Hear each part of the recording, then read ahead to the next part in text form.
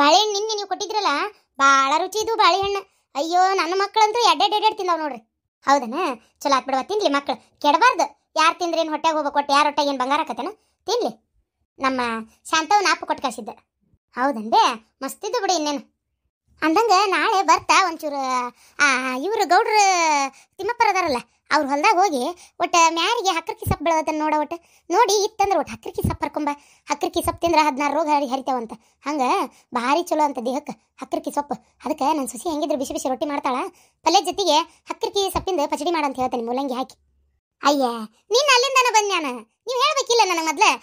ನೀನು ಅಲ್ಲಿಂದಾನ ಬನ್ನಿ. ಜಗ್ಗಾಗಿತ್ತು ಮ್ಯಾರಿಗೆ ಅಕ್ಕರ್ಕಿ ಸೊಪ್ಪರ ಜಗ್ಗ ಬೆಳೆದಿತ್ತು. ನಾನು ಅದ ನೋಡಿ ಕಂಡಬಿಟ್ಟಿಗಿತ್ತು ನೋಡು ಅಂತೇಳಿ 2 ಗಣಿ ಕಿತ್ಕೊಂಡು ಹೋದೆ ನಾನು ರೊಟ್ಟೆ ತಿನ್ನಾಕಂತೇಳಿ. ಮೆಂತ್ಯ ಸೊಪ್ಪು ಆಮೇಲೆ ಹಕ್ಕರ್ಕಿ ಸೊಪ್ಪು ಅದು ಹಾಕಿ ಪಚಡಿ ಮಾಡ್ಕೊಂಡಿದ್ದೆ ನಾನು ನಿನ್ನೆ. ಆಗ್ತವ್ರಿ, ಹರ್ಕೊಂಬರ್ತೇನೆ ಅಂತ ಇವತ್ತು ಮುದ್ದಾನ್ ನಿಮ್ಗಂತೇಳಿ ಹೋಗಿ ಹರ್ಕೊಂಡು ಬಂದು ಕೊಟ್ಟ ಹೋಗ್ತೇನೆ. ನಂದು ಕೆಲಸ ಐತಿ, ಊಟ ಕಡೆ ಹೋಗುದು ಬರೋತ್ನೇ ಹರ್ಕೊಂಬರ್ತೇನೆ. ಆಗೇತನ? ನಮ್ಮ ಹೊಲದ ಕಡೆ ಏನು ಮಾಡೈತೇನೋ ಅದೊಂದು ದೂರ ಬಾಳಕತಿ, ಹೋಗೋಕ್ಕಾಗಂಗಿಲ್ಲ. ಅದಕ್ಕೆ ನೀನು ಹೋಗಿ ಹರ್ಕೊಂಬ ಊಟ ಅಂದೆ. ಹಾಂ ಹರ್ಕೊಂಬರ್ತೇನೆ. ಪ್ರೇಮಕ್ಕ ಬಂದ್ರನ?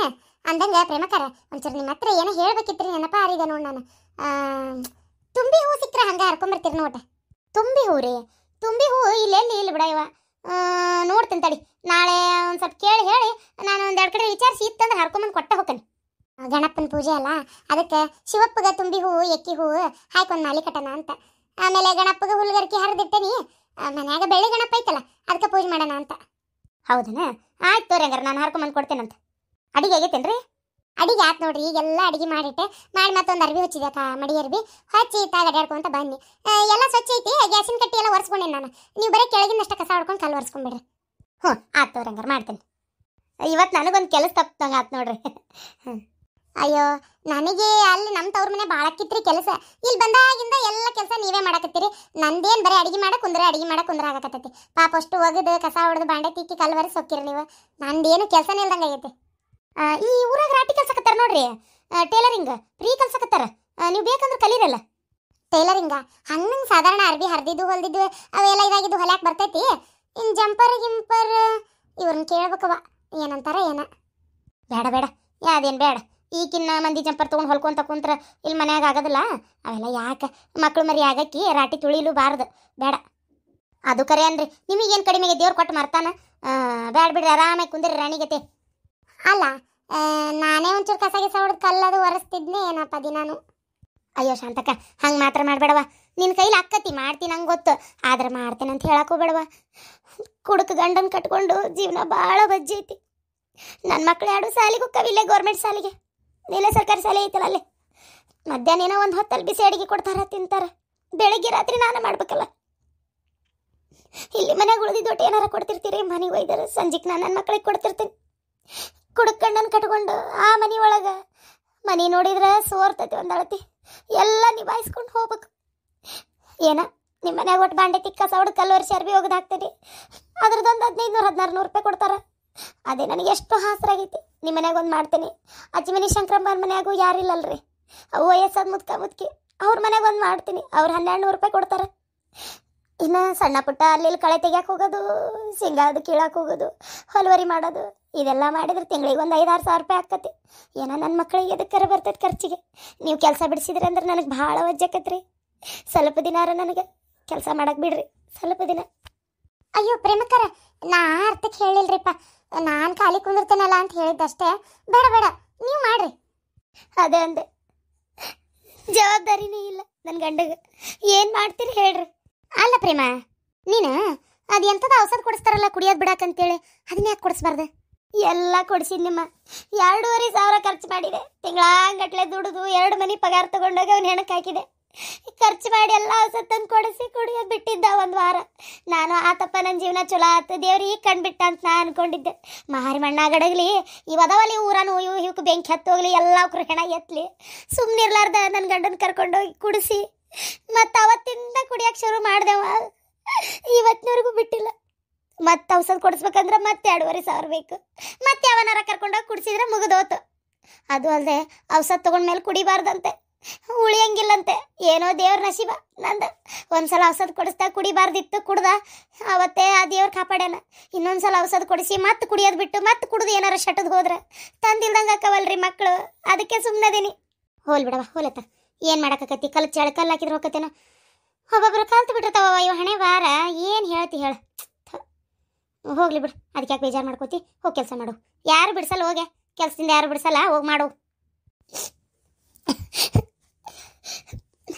ಅಮ್ಮ, ನಮ್ಮದೇ ಕಷ್ಟ ನಾವೇ ಭಾಳ ಕಷ್ಟದಾಗದೀವಿ ಅಂತ ಕೆಲವ್ರು ಅನ್ಕೊಂತಿರ್ತಾರೆ.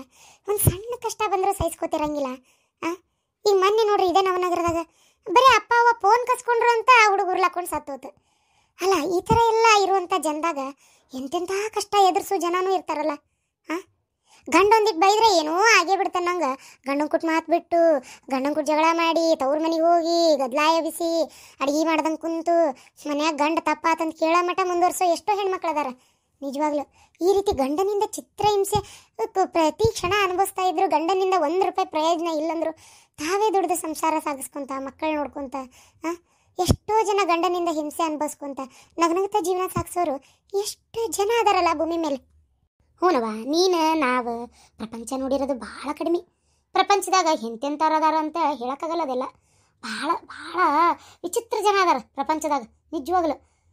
ಯಾಕಂದರೆ ಏನು ಮಾಡಿದ್ರು ಅವ್ರಿಗೆ ಇದನ್ನೇ ಪಾಪ. ತವ್ರ ಮನೆಯಿಂದ ದೂರ ಆಗಿರ್ತಾರ, ಗಂಡನ ಮನೆಯಿಂದ ದೂರ ಆಗಿರ್ತಾರ, ಗಂಡನೂ ಬರೋಬ್ಬರಿ ಇರೋಂಗಿಲ್ಲ, ದುಡ್ಡು ಸಾಕಕ್ಕೆ ಯಾರೂ ಇರೋಲ್ಲ, ಮಕ್ಕಳು ಸಣ್ಣವಿರ್ತಾವೆ. ಎಂತೆಂಥ ಕಷ್ಟಪಟ್ಟು ಮಕ್ಕಳು ಸಾಕೋರು ಇದ್ದಾರೆ, ಯಾಕಿಲ್ಲ?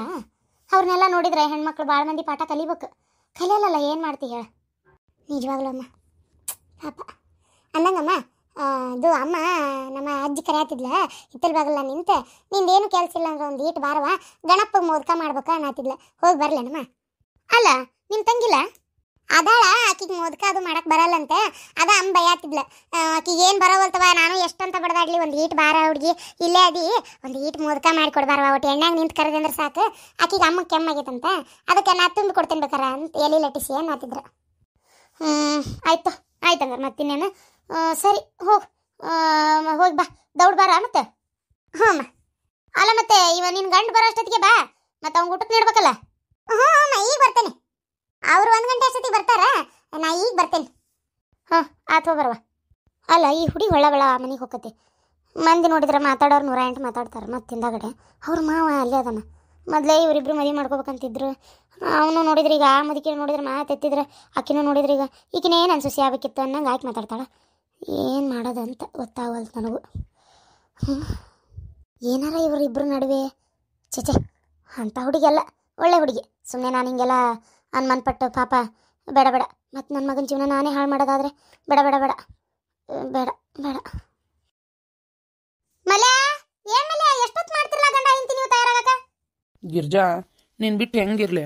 ಇಲ್ಲ, ಈಗ ಹೋಗಬೇಕ ನೀನು? ರೀ, ಹೋಗ್ಬೇಕು. ಮತ್ತೆ ಮದುವೆ ಆದ 1ನೇ ವರ್ಷ ಎಲ್ಲ ಹಬ್ಬನೂ ತವ್ರ ಮನೆ ಒಳಗೆ ಮಾಡ್ಬೇಕು ಗೊತ್ತನ. ಈಗ ಹೋಗ್ಬೇಕು, ದೀಪಾವಳಿಗೆ ಹೋಗ್ಬೇಕು. ಅಯ್ಯೋ, ಇನ್ನೂ ಭಾಳ ಅದ ಸುಮಾರು. ಬೇಜಾರು.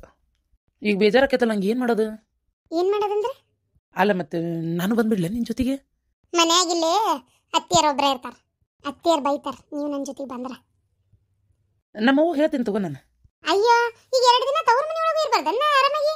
ಸುಮ್ಮನೆ ಇರ್ರಿ, ಇಲ್ಲಿರ್ರಿ ನೀವು. ಒಂದು 4 ದಿನ ಬಂದೇ ಬಿಡ್ತೀನಿ.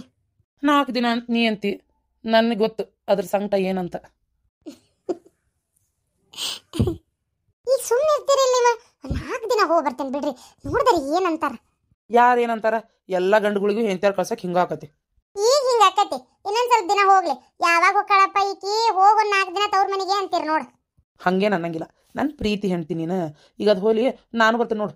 ಯೋರಿ, ಅದು ಹಂಗಲ್ಲ. ನೀವು ನನ್ನ ಬಿಟ್ಟು ನಿಮ್ಮ ತಂಗಿ ಕರ್ಕೊಂಬರ್ಬೇಕಂತೆ ಹೇಳ್ಯಾರ ಅತ್ತಿಯರು. ಆಕಿದು 1ನೇ ವರ್ಷ ಅಲ್ಲ ಮದುವೆ ಆಗಿದ್ದ. ಮತ್ತೆ ಈಗ ನಾನು ತವ್ರ ಮನೆಗೆ ಹೋದ್ರೆ ಅವರು ಇಲ್ಲೇ ಬರ್ಬೇಕಲ್ಲ, ಮತ್ತೆ ಅದಕ್ಕೆ. ಓ, ಹಿಂಗೈತೇನು? ಆಯ್ತು, ಇವತ್ತು ಒಂದಿನ ನೋಡ್ತೀನಿ. ಇರೋಕ್ಕಾಗಲಿಲ್ಲಪ್ಪ ನೀನು ಬಿಟ್ಟು ಅಂದರೆ ನಾಳೆ ಅಲ್ಲೇ ಬರ್ತೀನಿ. ಆಯ್ತಾ? ನೀವು ಅಲ್ಲಿ ಬಂದರೆ ನಮ್ಮ ಚಿಗವ ಅಕಸ್ಮಾತ್ ಏನಾರ ನಿಮಗೆ ಬೇಜಾರಾಗಂಗೆ ನಡ್ಕೊಂಡ್ರೆ ಅದಕ್ಕೆ ನಾ ಬ್ಯಾಡ ಅಂದಿದ್ದೆ. ನೋಡಿದ್ರಿ, ನಾನು ಹೆಂಡತಿ ಮಾತು ಕೇಳಿದ್ರಿ? ಪ್ರತಿಯೊಬ್ಬ ಗಂಡುಗಳು ತಿಳ್ಕೊರಿ. ಪಾಪ ಮದುವೆಯಾಗಿ ಬಂದು ನಮ್ಮ ಮನೆ ಒಳಗೆ ನಮ್ಮವ್ವ, ನಮ್ಮ ಅಕ್ಕ ತಂಗಿಯಾರು, ನಮ್ಮ ರಿಲೇಷನ್, ನಮ್ಮ ಮನ್ಯಾನವ್ರು ಎಲ್ಲರಿಗೂ ಹೊಂದಾಣಿಕೆಯಿಂದ ಹೊಂದ್ಕೊಂಡು, ಯಾರು ಏನೋ ಅಂದರು ಕೆಲವೊಂದು ಸಲ ಮನ್ಸಿಗೆ ಬೇಜಾರಾದರೂ ಅದನ್ನು ಸಹಿಸ್ಕೊಂಡು ಅನಿಸ್ಕೊಂಡು ಎಷ್ಟೋ ಸಲ ಕೆಲವು ಸಲ ಎದುರಿಸ್ತಾರ. ಕೆಲವು ಸಲ ನುಂಗ್ಕೊಂಡು ಕಷ್ಟನ ಹೇಳಿದ ಕೆಲಸ ಮಾಡ್ಕೊಂಡು ಹೋಗ್ತಿರ್ತಾರೆ ಹೆಂಡ್ತ್ಯಾರ. ಇನ್ನು ನಾವು ಮನೆ ಹಳ್ಯಾಗ ನಾವು ಹಳೆ ಅಂದ್ರೆ ಸ್ವಲ್ಪ ಅತ್ತಿ ಮನೆಗೆ ಹೋದಾಗ ಒಂದು ನೂಲು ಎಳೆಯಷ್ಟು ಏನಾರ ಆದರೂ ಸಹಿಸ್ಕೊಳಂಗಿಲ್ಲ. ಅಯ್ಯೋ ನಿಮ್ಮ ಮನ್ಯಾಗ ಹಂಗೆ ಮಾಡಿದ್ರು, ನಿಮ್ಮ ಮನ್ಯಾಗ ಹಿಂಗೆ ಮಾಡಿದ್ರು, ಅವ್ರು ಹಂಗಂದ್ರು ಇವ್ರು ಹಿಂಗಂದ್ರು ಅಂತೀವಿ. ಅದನ್ನು ಅನ್ಬಾರ್ದು. ಯಾಕಂದ್ರೆ ಅವ್ರು ಹೆಂಗೆ ನಮ್ಮ ಮನೆಯೊಳಗೆ ದಿನಂಪ್ರತಿ ಅವರೆಲ್ಲದನ್ನು ಅನ್ಸಿಸ್ಕೊಂಡು ಹೋಗ್ತಿರ್ತಾರೆ. ಏನೋ 6 ತಿಂಗಳಿಗೊಮ್ಮೆ ವರ್ಷಕ್ಕೊಮ್ಮೆ ನಾವು ಅಲ್ಲಿ ಹೋದಾಗ ಏನೋ ಒಂದು ಸಣ್ಣ ಪುಟ್ಟ ಹೆಚ್ಚು ಕಮ್ಮಿ ಆದರೆ ಅವ್ರು ನಮಗೆ ಹೆಚ್ಚು ಕಮ್ಮಿ ಏನು ಮಾಡಲ್ಲ, ಹಳ್ಯಾ ಬಂದಾನ ಅಂತೇಳಿ ಅಷ್ಟು ತೂಗು ಮಂಚ ಹಾಕಿ ಕುಂದ್ರಿಸ್ತಾರೆ. ಆದರೂ ಏನಾರ ಹೆಚ್ಚು ಕಮ್ಮಿ ಆದ್ರೆ ನಾವು ಅದನ್ನು ಅನುಸರಿಸ್ಕೊಬೇಕ್ರಿ. ಅದಕ್ಕೆ ಗಂಡಸರು ಅನ್ನೋದು. ನನಗೆ ನಿಮ್ಮ ಮನೆ ವಿಚಾರ ಎಲ್ಲ ಪೂರ್ತಿ ಗೊತ್ತು. ನಿಮ್ಮ ಮನೆಗೆ ಹೆಂಗೈತಿ ಏನೈತಿ, ನಿಮ್ಮ ಚಿಗವ್ ಹೆಂಗದಾಳ ಅಂತೇಳಿ. ಏನೇ ತಪ್ಪಾಗಲಿ ಏನೇ ಅನ್ನಲಿ ನಾ ತಲೆ ಕೆಡಿಸ್ಕೊಳಕ್ಕೆ ಹೋಗೋದಿಲ್ಲ. ನನಗೆ ನೀ ಮುಖ್ಯ. ನಿನ್ನ ಪ್ರೀತಿಗೋಸ್ಕರ ನಾ ಎಲ್ಲದನ್ನು ಸಹಿಸ್ಕೊತೀನಿ. ಆದ್ರೆ ನಿಮಗೆ ನನ್ನ ಮನೆ ಒಳಗೆ ಅವಮಾನ ಆದ್ರೆ ನಾ ಸಹಿಸ್ಕೊಳಂಗಿಲ್ಲ ರೀ. ನಿಮಗೆ ಯಾರು ಏನು ಅನ್ಬಾರ್ದು, ನಿಮ್ಮ ಮನ್ಸಿಗೆ ನೋವಾಗಬಾರ್ದು. ನನ್ನ ಇದ್ರಿಗೆ ಯಾರಾರ ನಿಮಗೇನಾರ ಅಂದ್ರೆ ನಾ ತಡ್ಕೊಳಲ್ಲ ಆಯ್ತು ಬಾ ಹೋಗನ್. ನೀ ನಡಿ, ನಾ ತಗೋತೀನಿ ಬ್ಯಾಗ್. ರೀ ಬರ್ರಿಲಿ. I love you. ಇದನ್ನ ನಾ ಬರೋವರೆಗೂ ನೆನ್ಪಿಟ್ಕೊರಿ. ಬರ್ರಿ. ನನ್ನ ಹೆಂಡತಿಗೆ ಸ್ವಲ್ಪ ನಾಚಿಕೆ. ಎಷ್ಟೊತ್ತು ಮಾಡ್ತಿದ್ದಾರವ ಇವ್ರಂತಾನೆ ಹೋಗಿ ಮುಟ್ಟೋದೇವಾಗ ಆಯ್ತು ಬರೋದೇವಾಗ. ಯವ್ವ ಬರೋ ಮಟ್ಟ ತಡಿವಲ್ವಾ ನೀರಾರ. ಏನು ಟ್ರೈನ್ಗೆ ಹೋಗ್ಬೇಕಾ ಬಸ್ಸಿಗೆ ಹೋಗ್ಬೇಕಾ? ಬೈಕ್ನಾಗ ಹೋಗಿ ಬೈಕ್ನಾಗ ಬರೋದು. ಹಂಗಲ್ಲಪ್ಪ, ನಿಮ್ಮ ತಂಗಿ ತಯಾರಾಕೊಂಡು ನಿಂತಾಳಲ್ಲೇ, ಆಕಿನೂ ಕರ್ಕೊಂಡ್ ಬರ್ಬೇಕಲ್ಲ ನೀನು. ಮತ್ತೆ ಹೋಗಿ ಮಳೆ ಮಾಡ್ದಿನ ಮೊದ್ಲ ಮಳೆ ಒಂದು ಹತ್ತಂದ್ರೆ ಈಗ ಒಂಚೂರು ಬಿಸಿಲು ಬಿದ್ದೈತಿ, ಹೋದೋನ ಪಟ್ನ ಕರ್ಕೊಂಡು ಪಟ್ನ ಬಂದ್ಬಿಟ್ರೆ ಆಗೋಕತಿ. ಆಕಿನೂ ಬಿಟ್ಟಂಗೆ ಆಕತಿ. ಅದಕ್ಕೆ ಮತ್ತೆ ಅಲ್ಲೇ ನಿಂದ್ರಬೇಡ ಬಾಳತ್ತ. ಮಳೆ ಮಾರಿನ ದಿನ ಸೀದಾ ಹೋಗಿ ಆಕಿನ ಬಿಟ್ಟಕ್ಕೆ ಬಿಟ್ಟವನ ಹೋಗಿ ಕರ್ಕೊಂಡ್ ಬಂದ್ಬಿಡ. ಅಲ್ಲ ಮಾವು ಬರೋದಿಲ್ಲನ ಬಿಡಾಕ? ಅವ್ರದ್ದೇನೋ ಕೆಲಸ ಐತಂತಪ್ಪ, ಬಿಸಿ ಅದಾರಂತ, ಬರೋಕ್ಕಾಗಲ್ರಿ. ನೀವು ಬೇಕಾದ್ರೆ ಬಂದು ಕರ್ಕೊಂಡು ಹೋಗ್ರಿ, ಯಾಕಂದ್ರೆ ನಾನು ಭಾಳ ಕೆಲಸದವ, ನಾ ಒಂದಿನ ಬಿಟ್ಟು ಬರ್ತೀನಿ ಅಂದಾರ. ಮತ್ತು ಅವ್ರಷ್ಟು ಕೆಲಸ ಐತೆ ಅಂದಮೇಲೆ ಈಗ ನಮ್ಮ ಮಕ್ಕಳು ನಾವೇ ಕರ್ಕೊಂಬರ್ಬೇಕಲ್ಲಪ್ಪ. ಅದಕ್ಕೆ ಏನೋ ಹೋಗಿ ಕರ್ಕೊಂಬ. ಸರಿ ಬರ್ತೇವೆ ನೋಡ್ಬೇ. ಅಮ್ಮ ಹೋಗಿ ಬರ್ತೀನಿ. ಹ್ಞೂ ಹೋಗ್ಬಾ, ಹುಷಾರಿ. ಬೈಕಿನ ಮೇಲೆ ನಿಧಾನ ಹೋರಿ.